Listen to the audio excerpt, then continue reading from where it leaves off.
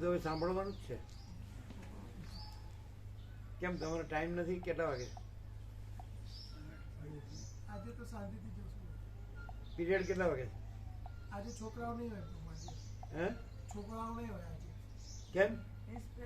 આ હોળી છે ને, હોળી એટલે બધા અમુક બાજુ હોળી તો છે જ એવું નથી. હોળી તો કઈ તારીખે છે હોળી? 14 આજ તો કઈ થઈ? 11. દૂર ના હોય ને બાબુ, એટલે બધા 2 દિવસમાં એટલે ત્યાં હોસ્ટેલ છે?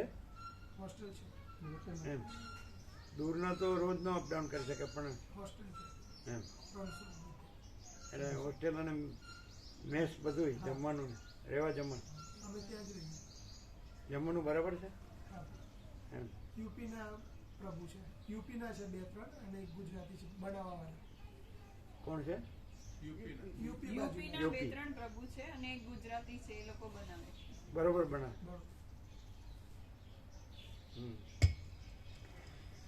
આદ્ય પરબ્રહ્મ સદગુરુ દેવ કી જય. આ કેવું છે? ફૂલ એન્ડ ફાઇનલ છે કે બી? Full and final. આજ કેમ રહ્યું? પૂર્ણ. એટલે કઈ રીતે? આખો અનંત ચૈતન્ય પ્રકાશ, અનંત શાંતિ છે એવું. અનંત ચૈતન્ય પ્રકાશ, અનંત ચૈતન્ય શાંતિ, અનંત સ્વચ્છ મહાચિદાકાશ, અનંત શાંતિ છે એ સત સ્વયં સિદ્ધ, સ્વયં પ્રકાશ, સ્વયં પૂર્ણ પૂર્ણ સ્વસ્વરૂપ. ઓમ શ્રી પરમાત્મને નમઃ. કઈ નોટ એટ ઓલ. હા નહીં.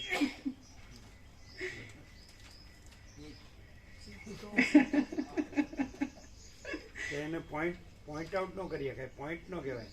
કોઈ દિવસ અનંત અખંડ અભેદને પોઈન્ટ ન કહેવાય. એટલે માટે આ નહીં, એ ઉપરવાળો.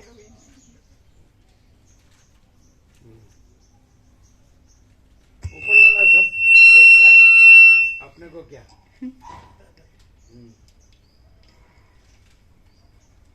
સદગ્રંથોમાં શિરોમણી શ્રી યોગ વાસિષ્ઠ મહારામાયણ નિર્વાણ પ્રકરણ ઉત્તરાર્ધ, પેજ નંબર 1269, સર્ગ 43મો. જગત અજ્ઞાન કલ્પિત છે. આ 43મા સર્ગમાં જગત બાળકના મન વડે કલ્પાયેલા યક્ષના જેવું 1269 1269.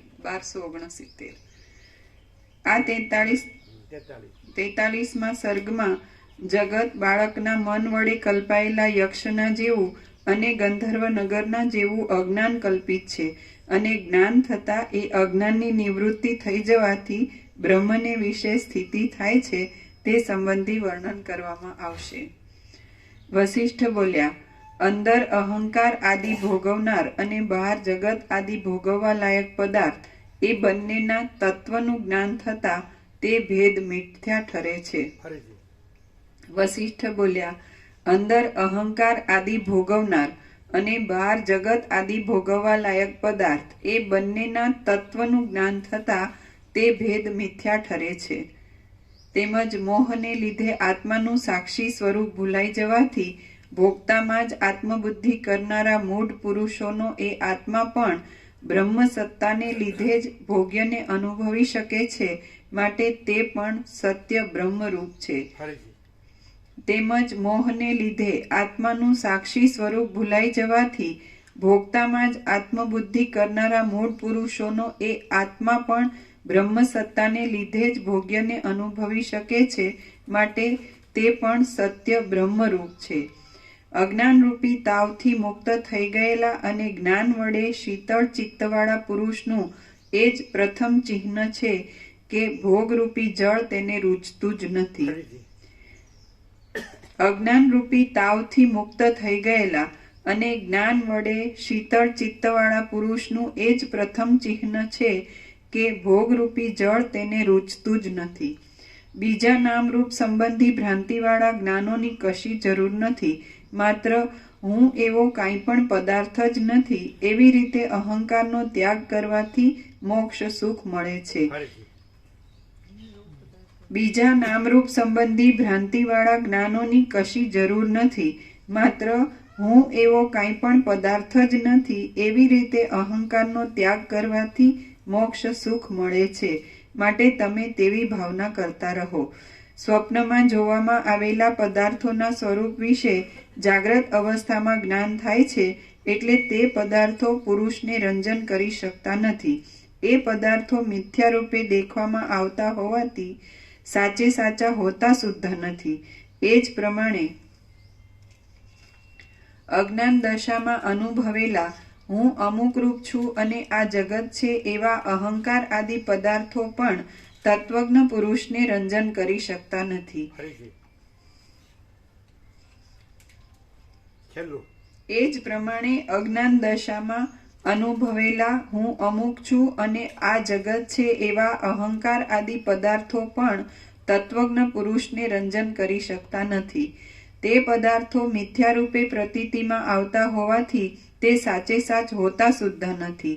જેમ વનના કોઈ એક વૃક્ષની અંદર મનુષ્યને પોતાના મનની ભાવનાને લીધે અસત્ય રીતે જ યક્ષની ભ્રાંતિ થઈ આવે અને જેમ કોઈ એક ગંધર્વને પોતાની માયા વડે ભાવનાને લીધે કલ્પી લીધેલું ગંધર્વ નગર પોતાના મનુષ્યો સહિત દેખવામાં આવે છે, તેમ જીવ પણ પોતાની ભાવનાને લીધે અસત્ય રૂપે જ જન્મ મરણ આદિ સંસારને અનુભવે છે. ફરીથી.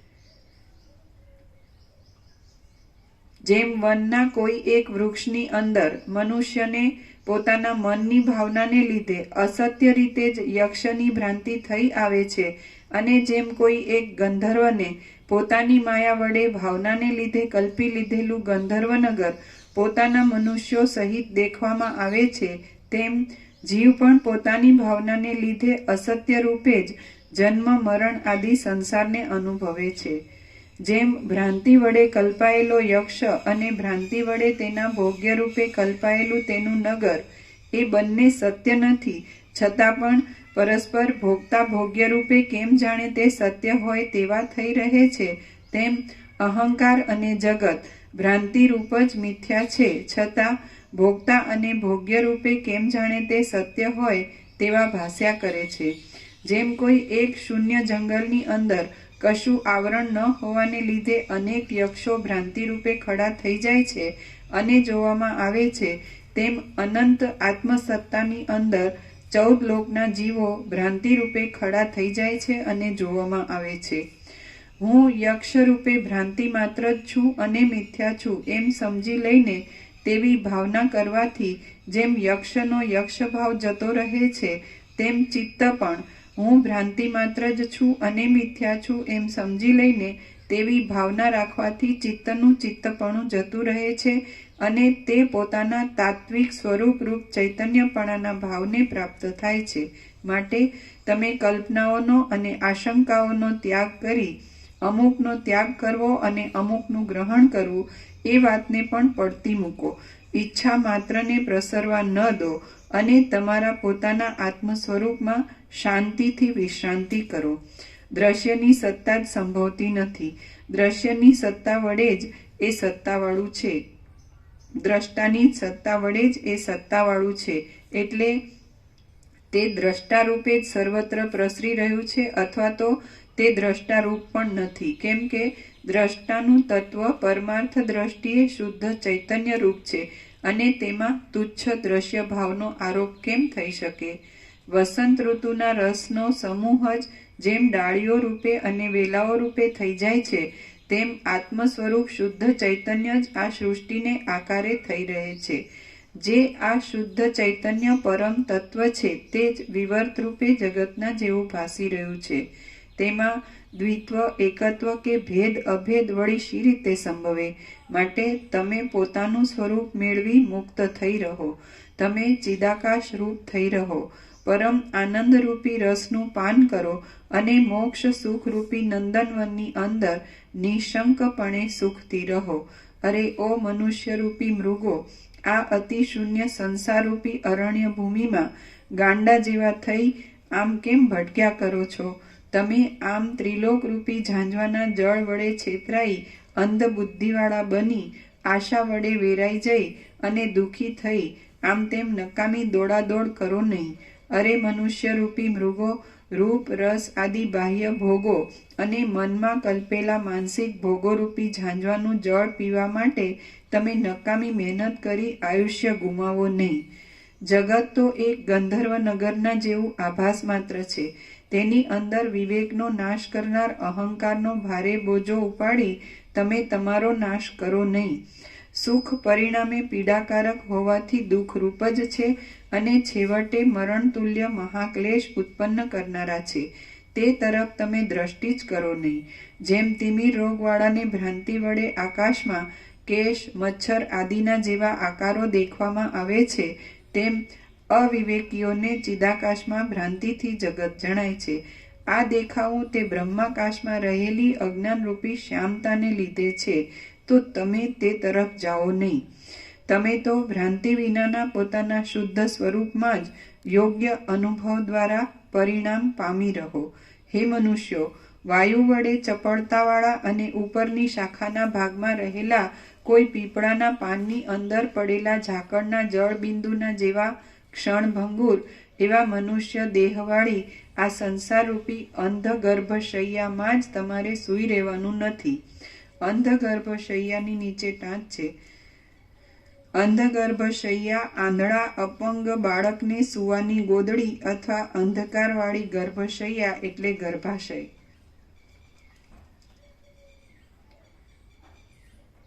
તમારે તો અનાદિ અને અનંત એવા પોતાના સ્વરૂપમાં જ અખંડિતપણે સ્થિર થઈ રહેવાનું છે.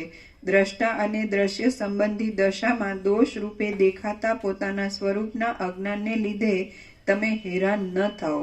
આ સંસાર અવિવેકી પુરુષોની દ્રષ્ટિમાં સત્ય ભાસે છે, પણ વિવેકી પુરુષોની દ્રષ્ટિમાં તે કાંઈ પણ નથી, અને સર્વ બાધના અવધિભૂત જે કાંઈ સત્ય અવશેષ રહે છે તેનું કશું નામ જ નથી. તૃષ્ણારૂપી લોઢાની સાંકળ વડે વીંટાયેલા આ સંસારરૂપી પાંજરાને સિંહની પેઠે બળાત્કારથી તોડી નાખી તમે સર્વથી શ્રેષ્ઠ સ્થિતિ મેળવો. અમુક હું છું અને અમુક મારું છે એવા અભિમાનરૂપી ભ્રાંતિની શાંતિ કરવી એટલું જ માત્ર મુક્તપણાનું સ્વરૂપ છે. આ વાત યોગી પુરુષ ગમે તેવી દશામાં રહ્યો હોય તો પણ તેને પોતાના તાબાના જેવી અને પોતાની આત્મસત્તા રૂપ જ લાગે છે. સંસાર માર્ગમાં ભટકી ભટકી થાકી ગયેલા ઉદાસીન પુરુષને મુક્તતા, નિર્વાસનપણું, વાસના છોડી દેવી તે ઉત્તમ ત્રિવિધ તાપથી રહિત એવી સ્થિતિ અને જ્ઞાનનિષ્ઠપણું એ શાંતિ પેદા કરવાની ઉત્તમ વિશ્રામ ભૂમિ છે. આ જગતરૂપી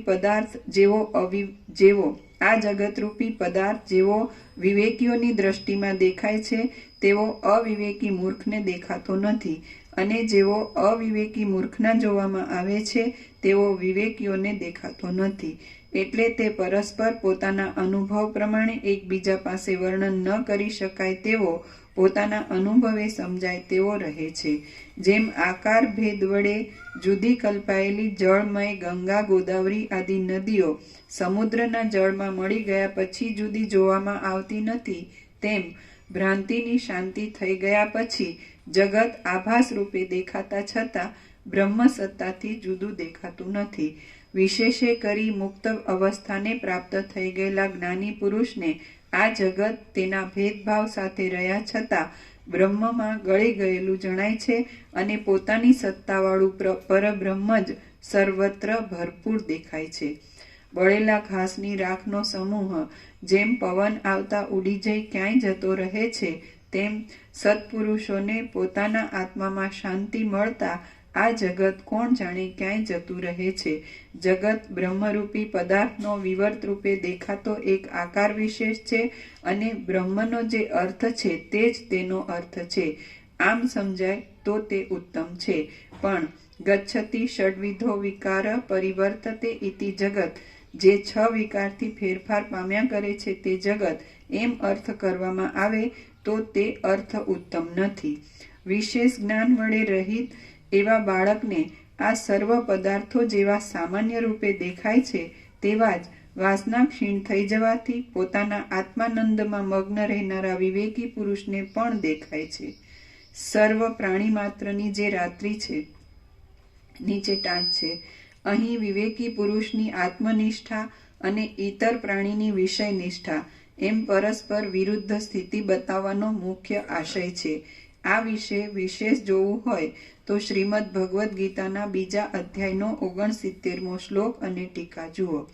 સર્વ પ્રાણી માત્રની જે રાત્રિ છે તેમાં જીતેન્દ્રિય વિવેકી પુરુષ જાગે છે અને જેમાં વિષય સુખમાં સર્વ પ્રાણી માત્ર જાગતા રહે છે તે સત્યનું અવલોકન કરનારા વિવેકી પુરુષને રાત્રિ રૂપ જ લાગે છે. સર્વ મનુષ્યોને અજ્ઞાનરૂપી અંધકારનું પડ આડું આવી જવાથી સુષુપ્તિ અવસ્થાની પેઠે આત્મતત્વ અજાણપણે રહ્યું છે, પરંતુ તે તત્વમાં તત્વવેત્તા પુરુષો નિરંતર જાગ્રત રહે છે. જે શબ્દ આદિ વિષયોનો ભોગ અવિવેકી પુરુષને જાગ્રત અવસ્થા રૂપે અનુભવવામાં આવે છે તે ચિત્રમાં આલેખેલ નૃત્ય, યુદ્ધ આદિની પેઠે પોતાની પાસે રહેલ હોય તો પણ વિવેકી પુરુષની દ્રષ્ટિમાં છે જ નહીં. આ જગત જન્માંધને થતા રૂપના અનુભવની જેમ ભ્રાંતિવાળું અને મિથ્યા છે, એટલે વિવેકી પુરુષને તે દેખાતું હોય તો પણ રાત્રિમાં આવેલા સ્વપ્નની પેઠે આભાસ રૂપે જ માત્ર દેખાય છે, અને ન દેખાતું હોય તો રાત્રિમાં થયેલી ગાઢ સુષુપ્તિની પેઠે આભાસ રૂપે પણ દેખાતું નથી. અવિવેકીઓને દુઃખ પેદા કરનારા આ ત્રણેય લોક અવિવેકીઓને જ સત્ય ભાસે છે, બાકી વિવેકીઓને તે સત્ય રૂપે લાગતા જ નથી. જેમ સ્વપ્નમાં અનુભવમાં આવતા રૂપ આદિ બહારના વિષયના ભોગો અને મનના કલ્પેલા માનસિક ભોગો આ સ્વપ્ન છે એવું જ્ઞાન થયા પછી રુચિ પેદા કરી શકતા નથી, તેમ આ જાગ્રત રૂપી સ્વપ્નાવસ્થામાં પણ રૂપ આદિ બહારના વિષયોના ભોગો અને મનના કલ્પેલા માનસિક ભોગો આ જાગ્રત પણ એક જાતના સ્વપ્ન જેવું છે એવું જ્ઞાન થયા પછી રુચિ પેદા કરી શકતા નથી. તે જાગ્રત રૂપી સ્વપ્નમાં જાગ્રત અવસ્થા રૂપી સ્વપ્નના ભોગો વિવેકી પુરુષના ચિત્તમાં ભલે ન સ્ફુરે તો પણ પોતાના આત્મસુખમાં જ મગ્ન રહી મુક્ત દશાને પહોંચી ગયેલો, સર્વત્ર સરખી રીતે પોતાના આત્મ સ્વરૂપને ભરપૂર રૂપે સમજનારો, સર્વત્ર સમદ્રષ્ટિ હોવાથી કોઈ સાથે કશો પણ વિરોધ ન કરનારો અને પરમાત્મામાં શાંત થઈ ગયેલો એ વિવેકી પુરુષ સદાકાળ શીતળ અંતઃકરણ વાળો જ રહે છે. જેમ નીચા પ્રદેશ વિના જળની પ્રવાહ વગેરે ક્રિયા સંભવતી નથી, તેમ વિષયો તરફ નહીં ખેંચાતા વિવેકી પુરુષની પણ ધ્યાન વિના બીજી સ્થિતિ સંભવતી નથી, અથવા તો એવા પુરુષની ધ્યાન વિના પણ સદાકાળ એક સરખી જ સ્થિતિ રહ્યા કરે છે. બહારના પદાર્થો મનરૂપ છે અને મન છે તે જ બહારના પદાર્થ રૂપ છે. ચિત્ત જ બહારના અને અંદરના પદાર્થો રૂપે આભાસ આપે છે. અનેક તરંગોવાળા નદી, સમુદ્ર, તળાવ આદિનું, સમુદ્રથી માંડી નદીના પ્રવાહ આદિ સુધીનું જળ સેંકડો ભેદોવાળું છે, પરંતુ એ બધા જળને ભેગા કરી વિચાર કરીએ તો સામાન્ય રૂપે સર્વ એક જળ રૂપ છે એમ અનુભવાય છે. તે જ પ્રમાણે અનેક અર્થો અને અનર્થો વડે વીંટાયેલું મન જ બહારના અને અંદરના સર્વ પદાર્થોના આકારે પ્રસરી રહ્યું છે અને બીજા કશા પદાર્થનો તેમાં ભાસ જ નથી. જેમ જળનું અને તરંગનું જુદાપણું નથી, તેમ મનનું અને પદાર્થોનું પણ જુદાપણું નથી. જેમ પવન અને તેની ચલન શક્તિ એ બેમાંથી એકનો અભાવ થતાં બંનેનો અભાવ થઈ જાય છે, તેમ પદાર્થ અને મન એ બેમાંથી એકનો અભાવ થતાં બંનેનો અભાવ થઈ જાય છે. પારમાર્થિક જ્ઞાન વડે એ બેમાંથી એકની શાંતિ થાય છે, એટલે બંને નકામા હોવાથી તથા એકરૂપ જ હોવાથી બંને સાથે જ શાંત થઈ જાય છે. વિવેકી પુરુષે જેનું સ્વરૂપ વિચારવા જતાં માત્ર સંકલ્પરૂપ જ છે એવા પદાર્થની ઈચ્છા કરવી નહીં. તેણે જ્ઞાન વડે મનને પણ નિયમિત રાખવું, એટલે પદાર્થો અને મન એ બંનેની શાંતિ થઈ જાય છે. માટીની પૂતળીમાં ભ્રાંતિથી જે શત્રુભાવ કલ્પી કાઢવામાં આવ્યો હોય છે તે ખરું જ્ઞાન થતાં ઉડી જાય છે અને તેના તરફનો ભય પણ નાશ પામે છે. તે જ પ્રમાણે વિવેકી પુરુષનું મન અને તેની દ્રષ્ટિમાં દેખાતા પદાર્થો એ બંને આભાસ રૂપે દેખાતા હોવાથી નાશ પામે છે. એ તત્વવેત્તા પુરુષની દ્રષ્ટિમાં તો એ પદાર્થો અને મન એ બંને પરમાર્થ દ્રષ્ટિએ સદાકાળ બ્રહ્મરૂપ જ થઈ રહેલ છે. આ સર્વ દ્રશ્ય જાળ જે રૂપે દેખાય છે તે કરતાં કાંઈ બીજે જ અપૂર્વ રૂપે તે રહેલ છે. પરમાર્થ દ્રષ્ટિએ તે સત્તા રૂપે છે, પરમ આનંદમય છે અને તે જ હેતુ ફળ આદિરૂપ પણ છે. આમ સમજાતા સુખ દુઃખનો ભોગ, જગતને ભોગના સાધન રૂપે ઉત્પન્ન કરનારો કાળ, કાળ વડે થનારા પદાર્થોના જન્મ આદિ વિકારો, તેમનો ભોગતા જીવ અને તેના ભોગ્ય વિષયો એ બધું તત્વજ્ઞ પુરુષને મિથ્યા લાગે છે. જેમ પડખે સૂતેલા મનુષ્યને આવેલું સ્વપ્ન બીજાના અનુભવમાં આવતું નથી, જેમ બાળકની પાસે ભ્રાંતિ વડે ખડો થઈ ગયેલો હાવ બીજાના જોવામાં આવતો નથી, અને જેમ કોઈ વીર પુરુષને પિશાચની ભ્રાંતિ જ ઉત્પન્ન થતી નથી, તેમ વિવેકી પુરુષની દ્રષ્ટિમાં અજ્ઞાની જીવોને અનુભવમાં આવતું આ જગત એ અજ્ઞાની જીવો સહિત દેખાતું જ નથી. કોઈ વાંજણી સ્ત્રી જેમ પોતાના મન વડે જ પુત્ર પૌત્ર આદિ વંશ વિસ્તાર વડે વૃદ્ધિ પામે છે, તેમ અવિવેકી પુરુષ પોતાના મન વડે જ્ઞાનીને પણ અજ્ઞાની ગણે છે, પરંતુ તેથી કાંઈ તે તત્વવેત્તાના સ્વરૂપને કશી હાનિ થતી નથી. તત્વજ્ઞ પુરુષના વિચાર પ્રમાણે તો બ્રહ્મ પોતે જ જ્ઞાનનો વિષય નથી, છતાં સ્વયં પ્રકાશ હોવાથી તે જાણે પદાર્થોના આકારે થઈ રહ્યું હોય તેમ ભાસે છે. અનાદિ અનંત જ્ઞાન સ્વરૂપ અને સર્વના અધિષ્ઠાન રૂપ એ બ્રહ્મ તત્વ જ આ સૃષ્ટિની અંદર વિવર્ત રૂપે ફેલાઈ રહ્યું છે એમ તેઓનું સમજવું છે. તેવી જ રીતે મન પણ નામ રૂપથી રહિત, વિભાગથી રહિત અને અનંત એવા પરમ તત્વરૂપ છે. નિર્મળ બ્રહ્મ તત્વરૂપી જળ જ જાણે મન બુદ્ધિરૂપી તરંગો રૂપે થયું હોય તેવું છે.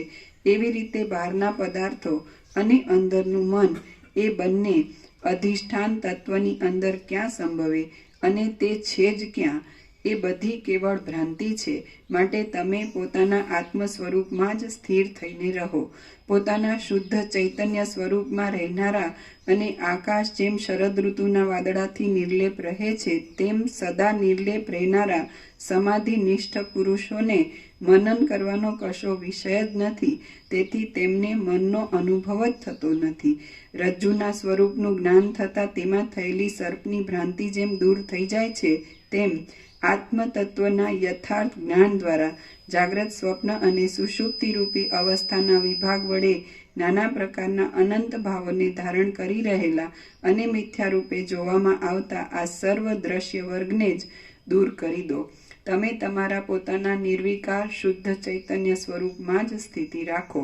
જેમ બીજ ડાળી રૂપે અને ફળ રૂપે બની જાય છે, તેમ બુદ્ધિની વૃત્તિ જ બહારના અને અંદરના પદાર્થોના આકારે થઈ રહે છે. તો પછી પદાર્થો અને મન એ બંને જુદા ક્યાં રહ્યા? અને જાણવાનો કોઈ જુદો વિષય જ ન હોવાથી એ બુદ્ધિની વૃત્તિ પણ જુદી રહેતી નથી, એટલે એ અનિર્વચનીય પરમ તત્વની અંદર જ લીન થઈ જાય છે. આમ સર્વ વિશેષ ભાવથી રહિત શાંત સ્વયં પ્રકાશ ચૈતન્ય તત્વ જ છેવટે અવશેષ રહે છે. પદાર્થોનું નિરૂપણ મનને અધીન છે, માટે મન જ બાહ્ય પદાર્થને આકારે થયું હોય એમ ભાસે છે, પણ ખરી રીતે તેમ નથી. એ તો એક જાતની ભ્રાંતિ જ છે. તે જ પ્રમાણે મનની સિદ્ધિ પણ પદાર્થ જ્ઞાનને અધીન છે. તેથી પદાર્થો જ સંસ્કાર રૂપે અંદર કાયમ રહી મનના આકારે થઈ રહેલ હોય એમ ભાસે છે, પણ ખરી રીતે તેમ નથી. પણ એ તો એક જાતની ભ્રાંતિ જ છે. બાકી બ્રહ્મ જ વસ્તુ માત્રનું તત્વ છે. તેથી એ બ્રહ્મ જ કારણ વિના જાણે મન રૂપે થઈ રહ્યું હોય તેમ મિથ્યા રીતે ભાસ્યા કરે છે, અને મન પણ કારણ વિના પદાર્થો રૂપે જાણે થઈ રહ્યું હોય તેમ મિથ્યા રીતે ભાસ્યા કરે છે. એ બંને મન અને પદાર્થ કેવળ ભ્રાંતિને લીધે બ્રહ્મની અંદર અનુભવમાં આવે છે. એ રીતે મન જો કે વસ્તુતઃ પદાર્થો રૂપે થઈ રહ્યું નથી, તથાપિ કારણ વિના જાણે પદાર્થો રૂપે થઈ રહ્યું હોય તેવું લાગે છે. એ મન વીજળીના ઝબકારાના જેવું અસ્થિર અને ચપળ છે. તમે એ મનને પોતાના આત્મારૂપ સમજી આ સંસારમાં ભરમાઈ ગયા લાગો છો, પરંતુ તમે જો તમારા ખરા સ્વરૂપને ઓળખો તો તમે મનરૂપ નથી અને ભરમાયા પણ નથી. મન વડે જ આ આખો સંસાર ખડો થઈ જાય છે અને તે તત્વ જ્ઞાન વડે શમી જાય છે. છીપમાં જેમ ભ્રાંતિ વડે રૂપું દેખાય છે, તેમ પરમાત્માની અંદર ભ્રાંતિ વડે જુદા કલ્પાયેલા પદાર્થોથી મનુષ્યો નકામા જ દુઃખી થયા કરે છે. હું એવું કાંઈ છે જ નહીં એમ અભાવની ભાવના કરવી એ જ ખરું જ્ઞાન છે અને એ જ્ઞાનથી પાછું આ ભાવમાં અથડાવું પડતું નથી. સદા મુક્ત પરમ તત્વથી જુદો હું એવો બીજો પદાર્થ છે એમ અહંકારની જો સત્તા માનવામાં આવી તો કેવળ દુઃખકારક જ છે અને ભ્રમરૂપ છે. હું ઝાંઝવાના જળના જેવો સાવ મિથ્યા છું અને શૂન્ય સ્વરૂપવાળો છું એમ તત્વજ્ઞાન વડે સમજવામાં આવે તો હું એવા વ્યવહારના આધારરૂપ અહંકાર શમી જાય છે. જળ જેમ પોતાના સ્વાભાવિક રૂપને ન છોડતા તરંગરૂપ થઈ જાય છે તેમ બ્રહ્મ જ સૃષ્ટિમાં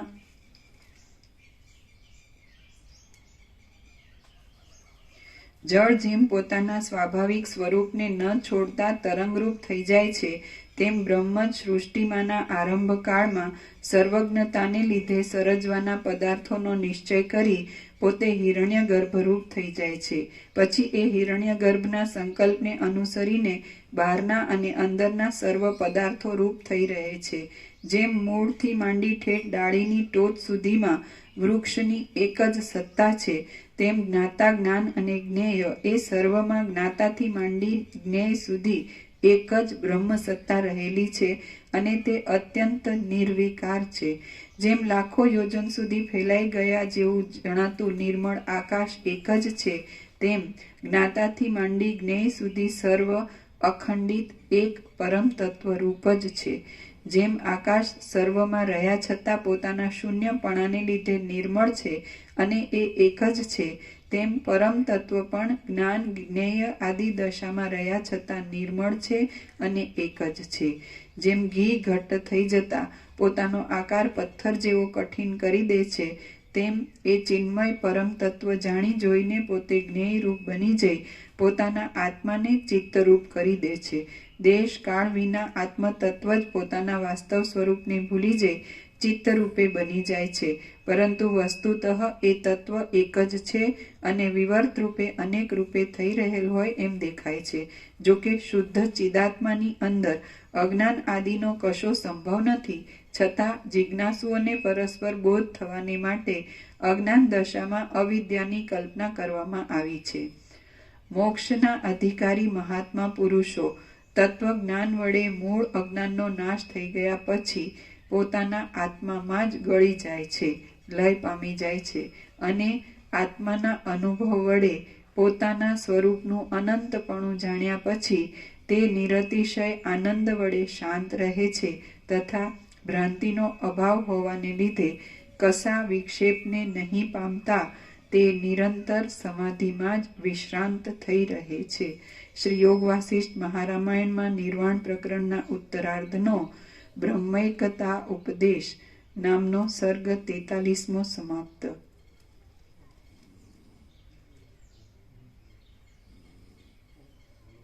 ઓમ ઓમ ઓમ. પ્રસાદ આપી દો.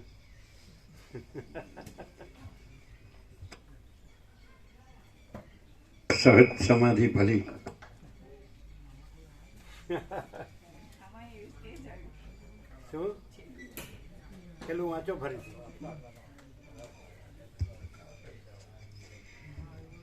મોક્ષના અધિકારી મહાત્મા પુરુષો તત્વજ્ઞાન વડે મૂળ અજ્ઞાનનો નાશ થઈ ગયા પછી પોતાના આત્મામાં જ ગળી જાય છે, લય પામી જાય છે અને આત્માના અનુભવ વડે પોતાના સ્વરૂપનું અનંતપણું જાણ્યા પછી તે નિરતિશય આનંદ વડે શાંત રહે છે તથા ભ્રાંતિનો અભાવ હોવાને લીધે કશા વિક્ષેપને નહીં પામતા તે નિરંતર સમાધિમાં જ વિશ્રાંત થઈ રહે છે. અમે સાંભળ્યું નથી.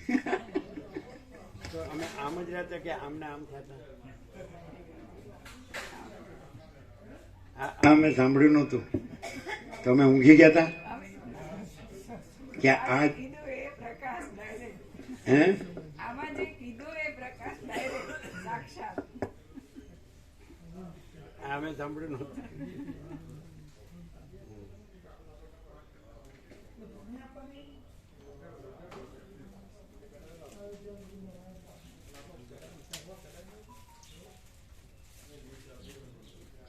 એ પેલું કીધું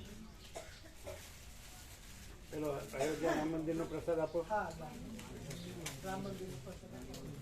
હા એ નહીં આપે, બધાને નહીં આપે. અયોધ્યા રામ મંદિરનો પ્રસાદ બધાને આપો જે આવ્યા છે આજે, બધાને પૂછાશે. પછી વચનામૃત જેને આપણા છે 2 વચનામૃત 2 સ્ટીકર એ આપો આજે આવ્યા એને, જો રહી ન જાય કોઈ. 2 વચનામૃત 2 સ્ટીકર આજે આવ્યા એને.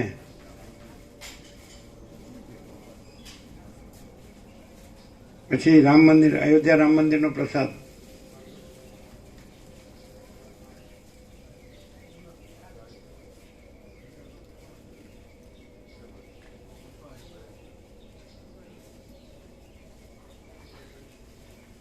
કેમ એ એક જ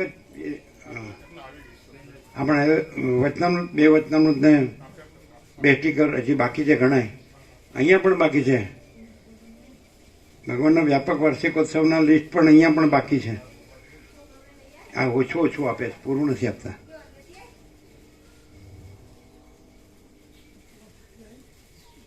હજી અયોધ્યા રામ મંદિરનો પ્રસાદ બાકી.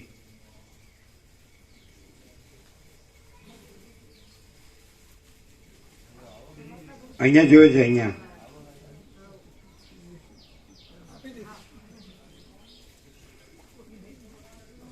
જેને જોયો હાથ ઊંચો કરીને માગી લેવા. પેલા આપશે નહીં, જો વાર લગાડે ને પછી આપશે નહીં.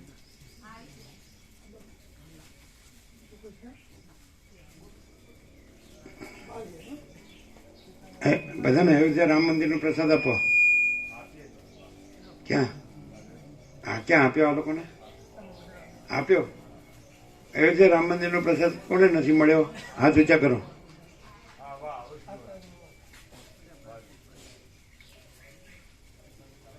બે વચનામૃત ને 2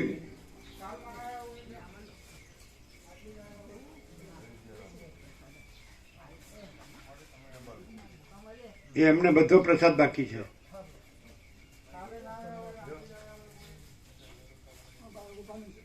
હા, અહીંયા ઘણા છે હજી. આ બધા આવ્યા એ વચનામૃત.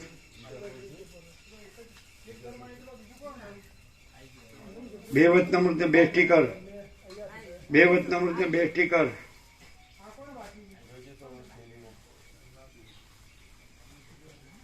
રામ મંદિરનો, અયોધ્યા રામ મંદિરનો પ્રસાદ.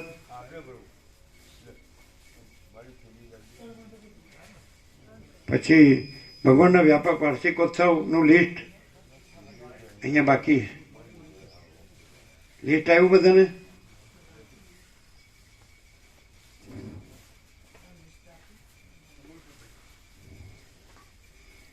લિસ્ટ બધાને આવ્યા કે?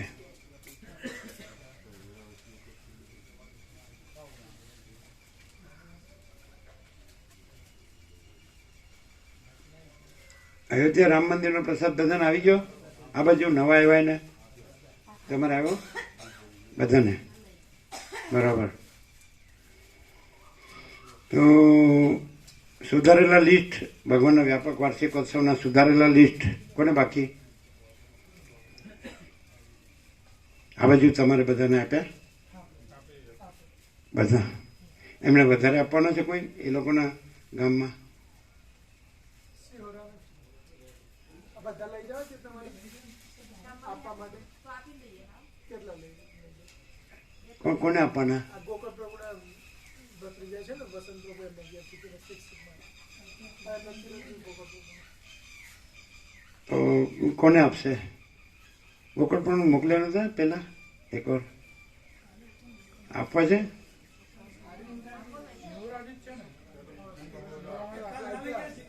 કાલે બી મોકલાયા દીપિન પ્રભુ. પણ એ લોકો એના પાછા રિલેટિવ્સને આપવા હોય તો રિલેટિવમાં આપવા હોય તો બુઢા સંતોને આપે છે તમારે 35 આપો. 35 35 આપે.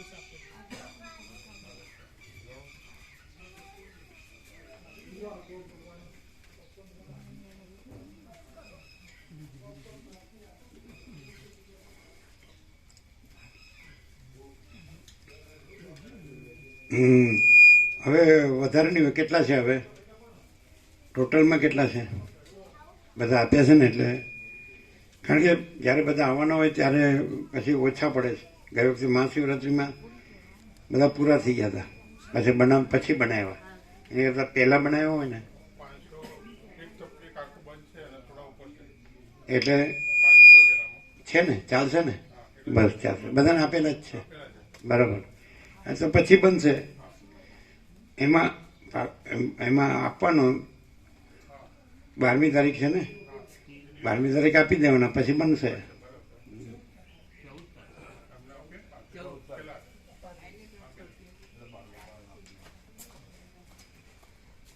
બધાને આપવાનું કહેજો.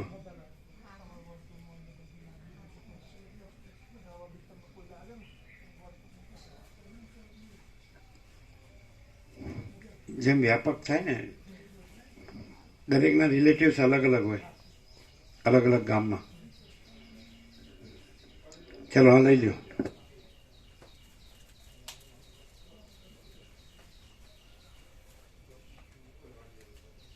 શું છે આજનો નિત્ય નૂતન પ્રકાશ?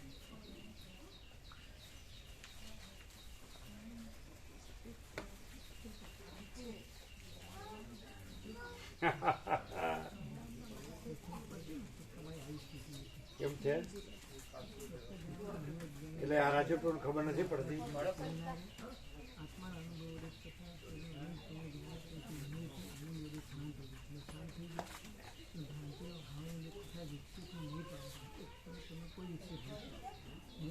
તો ગોકા પ્રભુને આપશે ને? એમને આપ્યા? આમને તો એક આપ્યું છે તો ગોકા પ્રભુને આપશો ને? કેમ છે? શું કે છે ઉપનિષદ શ્રુતિ આચાર્ય ભગવાન બધા શું કે છે? જય જય સ્વસંવેદ્યા આત્મા, શું જય જય સ્વસમે? જય જય સ્વસંવેદ્યા આત્મરૂપા, નમોજી આદ્યા વેદ પ્રતિપાદ્યા. જય જય સ્વસમે. આ ગોકપ્રભુના ચિરંજીવી છે એમના ઘેરથી. ક્યાં આગળ? હા, એમાં જગ્યા છે રમકડામાં? એમને આપવા છે વધારે? એ તો આપશે ને. આપ્યા આવી ગયા ને? 35 આપ્યા આવી ગયા ને? પેલા અમે મોકલ્યા હતા. આમ તો આપવાના, વ્યાપક જવા દેવાના. રમેશ પ્રભુને આપ્યા એમને છે ને આપણું બ્રેસ્ટનું ડિટેક્ટ થયું છે કેન્સર. કયા સ્ટેજમાં છે? બીજા સ્ટેજ. આ સ્તનનું કે ને એનું કેન્સર ડિટેક્ટ થયું છે સ્તનનું. ગોકળ પ્રભુના ચિરંજીવીના ઘેરથી છે. તો જયંતિ પ્રભુ ક્યાં છે? જયંતિ પ્રભુ હા, ઊંઝા. કાલથી ચાલુ કરવાનું. કાલથી ટ્રીટમેન્ટ ચાલુ. જયંતિ પ્રભુ ઊંઝા. એમના ઘેરથી માડી, શું નામ આપણે? એમને આ થયું તો એક્ઝેક્ટ આજ. તો એમને પૂછો, બધી ટ્રીટમેન્ટ ડૉક્ટર બધું એમના ઘેરથી માંડીને થયું, મટી ગયું. એટલે લોંગ ટ્રીટમેન્ટ છે. 6 વર્ષ ચાલે તો આ બતાડો એમને. હા, એમને છે. તો એમના ઘેરથી માંડીને થયું હતું, એને મટી ગયું. Same thing 2019. એમ નહીં, હવે એમને બધી ટ્રીટમેન્ટ બતાડો, ડૉક્ટરના ટ્રીટમેન્ટ ને બધું બતાડો. એમને ઘેરથી માંડીને થયું ને મટી ગયું. એ જ બરાબર. તો તમે એને બધું બતાડો. હા, આમને પૂછો ને, જયંતિ પ્રભુ ઊંઝા. એચસીજીમાં પ્રભુ ટ્રીટમેન્ટ ચાલુ. એચસીજીમાં ટ્રીટમેન્ટ ચાલુ.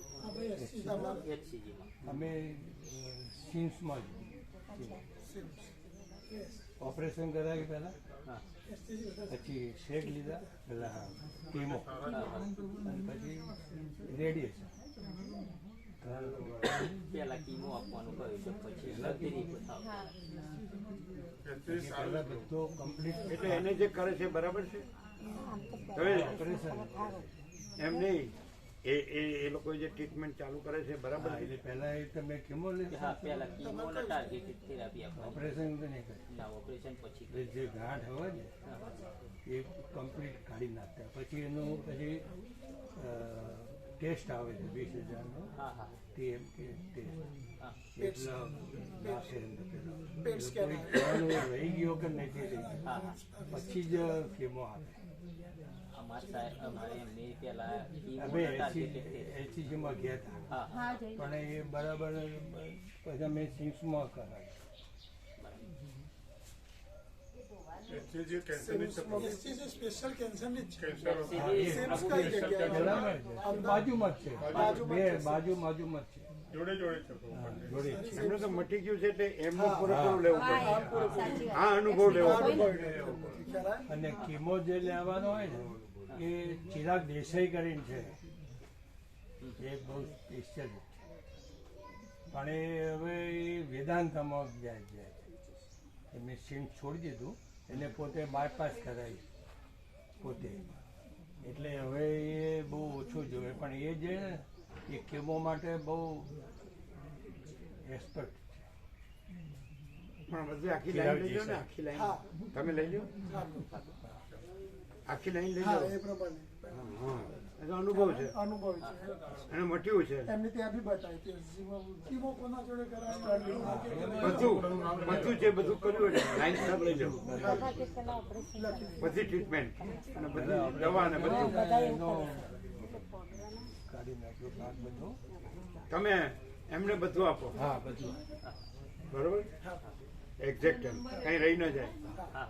Line sir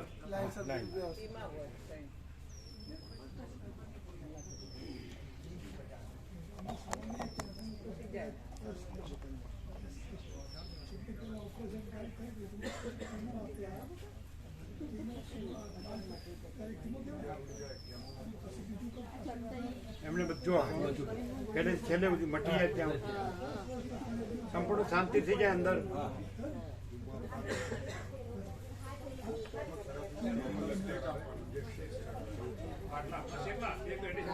full and final. પ્રભુ બોલતા હોય ખુદ પ્રભુ જ બોલતા હોય પછી કોઈ સંશય જ નથી. પછી કોઈ સંશય જ નથી. તમારે લીસ્ટ છે બધા, બધાને પૂછે તમારે. કાલે ઘણો પ્રચાર કરતી હતી. હા, કાલે તમારે 10,000 માણસ ભેગો થયો હા, જોવે તો લઈ જવાના. ફૂલ એન્ડ ફાઇનલ અને પ્રભુ જ બોલતા હોય પછી કોઈ સંશય નથી. કોઈ સંશય નથી.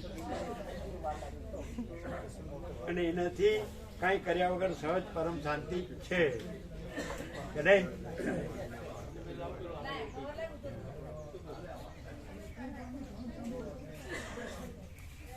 દવાઓ જોઈ લીધી?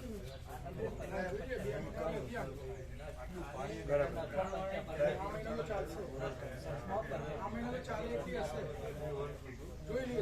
એવું કહી ના શકાય, કારણ કે અમુક અમને સ્ટ્રીપ ઓછી લાગે છે. જોઈ લો બરોબર, બધું જોઈ લો. ત્રણેય કોથળીઓ જોઈ લો અને પેલી એ ઉપર મૂકી છે કોથળી જોઈ લો. અને વધારાની એક્સ્ટ્રા છે નીચે કોથળી છે, 3 છે, રોજની 3 છે એની બાજુમાં ઘડિયાળની. એ શું કર્યું છે? એક્સ્ટ્રા તો લઈ જાવ તો ચાલે છે, કંઈ જરૂર નથી. એ છે પછી પેલું વાગ્યું તો એની છે એક સ્ટ્રીપ. એમાંથી તો ખાલી 2 દિવસની લીધી ને, બીજી 5 દિવસ એટલે 3 દિવસની પડી જાય. એ બી જરૂર છે. સરસ પ્રભુએ લખાયું છે. અને પછી જે 3 રોજની છે એની બાજુમાં જૂની આખી કોથળી છે, એ જરૂર છે. અને પેલી ઉપર છે એટલે બધું મેળવો બરાબર. 1 મહિનો નહીં હોય કદાચ, હોય તો વાંધો નહીં. કેવું કીધું? ઓજર પ્રભુએ કેવું કીધું? કેમ છે ભાઈ? સામાન્ય માણસ છે. હા,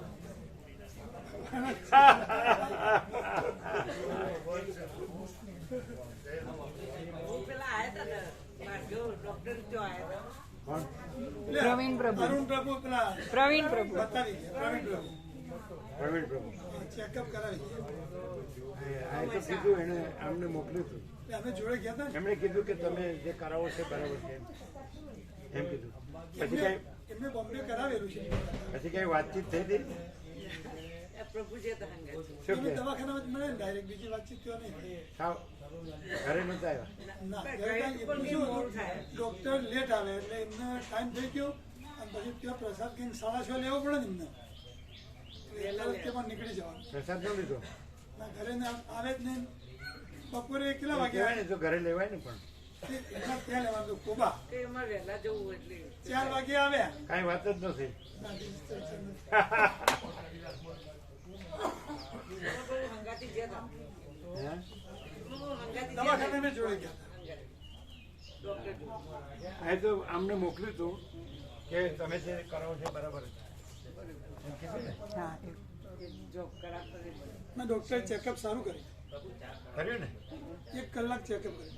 કર્યું એટલે શું કીધું? એટલે એમને પડદામાં કંઈક દર 6 મહિને ચેકઅપ કરાવતા રહે આપણે, એવું કંઈક કરે. ઘર છો અને જ્યાં કરે છે ટ્રીટમેન્ટ એ બધી એ જે કરે છે ને એ કંઈ બરાબર છે. બરાબર. એવું કીધું અમને લખ્યું હતું.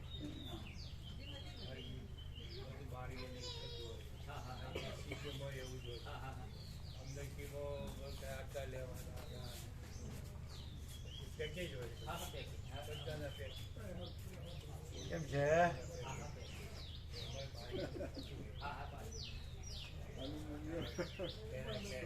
એક સેશન ચૂકો તો આખો પ્રકાશ ચૂકો અને બધા સેશન એટેન્ડ કરો તો આખો પ્રકાશ જ. બધી જગ્યાએ અત્યાર સુધી જે કહેવામાં આવ્યું સાંભળવામાં એવા ટુકડા જેનું અનુબંધ ક્યાંય મળે જ નહીં. અહીંથી જે સતત અખંડ પ્રકાશ આવે ને એમાં કંઈ જોવાનું સહજ અનુભવાય. પેલા ગમે તેટલું વંચાય, ગમે તેટલું સંભળાય, જે બધે ટુકડા જે કહેવાય ને એ અલગ અલગ શબ્દો જ હોય, પછી અંદર અનુભવાય કશું નહીં. આ પ્રકાશમાં સતત બસ ધોધ વહ્યા કરે. આ પ્રકાશમાં સદ દોધ વયા કરે.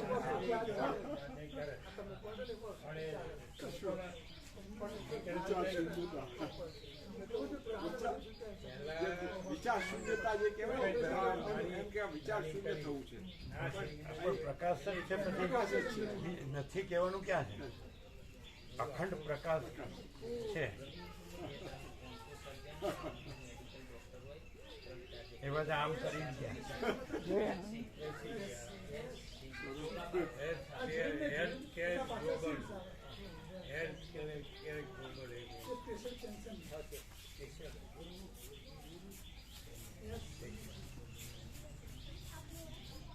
શું કે છે આચાર્ય ભગવાન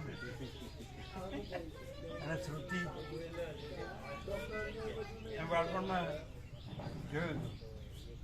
આજે તમે ફોનમાં વાત કરો ને, એની એક્ઝામ હતી, અમે પ્રસાદ કરે છે એને ટિફિન આપવા એટલે એની આરે એનું નામ શ્રુતિ હતું. એટલે એમ કે આને સાંભળવા જેવું છે એને કહેતા. પછી આ રીતે પછી ખબર નહીં બહુ વાત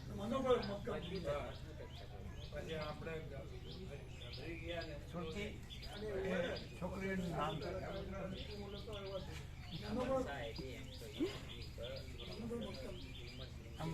શ્રુતિ અને આચાર્ય ભગવાનનો પાકો અભ્યાસ હોય અને આ પ્રકાશ શું છે?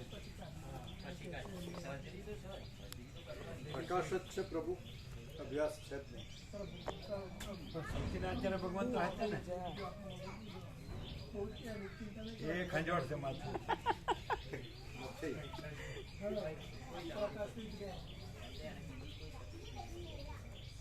નથી એવું કઈ અમારામાં છે પૂર્ણ કે બધું અમે જ છીએ તો બધું નથી કે છે? એટલે બધે અમને જુઓ. એટલે જે આ સામાન્ય માણસને નહીં, જે એમ કે સાચા ભગવાન એમ કે જે આ ભગવાન બોલ્યા એને બધે જ જુઓ, એ અમને બધે જ જુઓ. તો તમને નથી એવું ક્યાંય નહીં દે. જો એનો અર્થ એમ કે તમે લોકો ખાલી આ સામાન્ય માણસ બોલે છે એવી રીતે જુઓ છો, સાંભળો છો એટલે આ ગફલત આવે નથી. પાછું નથી કહેતી જે પ્રકાશથી સાંભળ્યું હોય તો બધો આખો પ્રકાશ જ છે. અને જો એ બધો આખો પ્રકાશ જ બોલતો હોય તો એ જ બધું હોય ને બધે હોય તો નથી એવું દેખાય જ નહીં. તો એટલી એમાં એની પૂર્ણતામાં ન્યૂનતા આવે કે આ નથી તો ત્યાં એ પ્રકાશ નથી, પણ પ્રકાશ છે તો નથી એવું કાંઈ નથી. Full and final.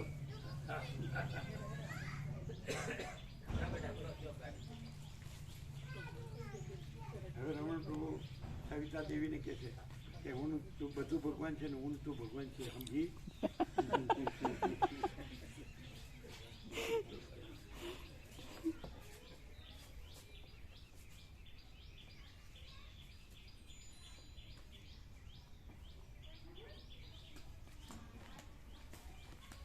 આ બધા ચા પાણી નાસ્તો નથી કરાવો?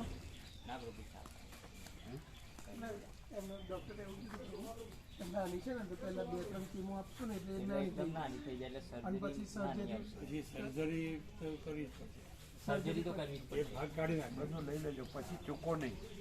આ અનુભવ છે. પછી તમે વિકલ્પમાં રહેશો ને તો પછી બાનું કાઢો તો નહીં ચાલે. એટલે એક્ઝેક્ટ થયો.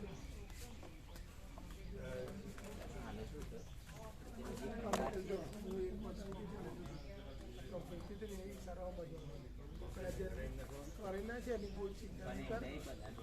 બધા ડૉક્ટર પહેલાં ડૉક્ટરો જોડે કામ કર્યું છે એ અને બધું આ તને ચોખ્ખું